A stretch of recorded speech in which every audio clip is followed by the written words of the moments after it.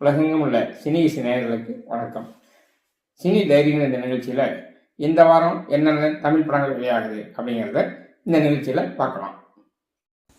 இதுவரை சினி இசை சேனலை சப்ஸ்கிரைப் செய்யாதவங்க சப்ஸ்கிரைப் பண்ணிக்கோங்க. கூடவே அந்த பெல் பட்டனையும் ப்ரெஸ் பண்ணிக்கோங்க. எங்களுடைய வீடியோக்கள் உடனுக்குடன் உங்களிடம் வந்து சேரும்.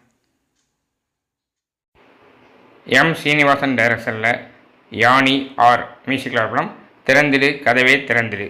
இது ஒரு பேய் படம் இருந்தாலும் திரைக்கதையில் ஒரு புதிய பரிணாமத்தை சொல்லக்கூடிய படம் அப்படின்னு இயக்குனர் சொல்லியிருக்கார்.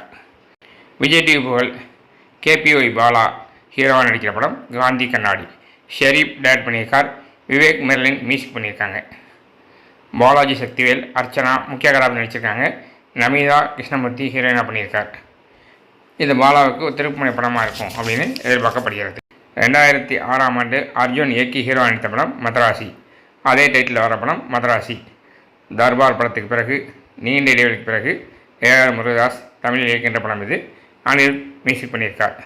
சிவகார்த்திகேயன் ருக்மணி வசந்த் ஹீரோயினாக பண்ணுறாங்க. வித்யுத் ஜம்லால் வில்லனாக பண்ணியிருக்கார்.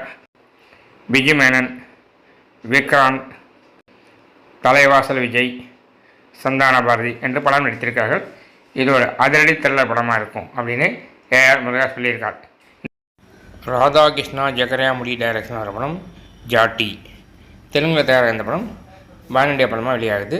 அனுஷ்கா, விக்ரம் பிரபு பிரதான கதாபாத்திரம் நடிச்சிருக்காங்க. இதுபோக ரம்யா கிருஷ்ணன், ஜெகபதி பாபு ஆகியோர் நடிச்சிருக்காங்க.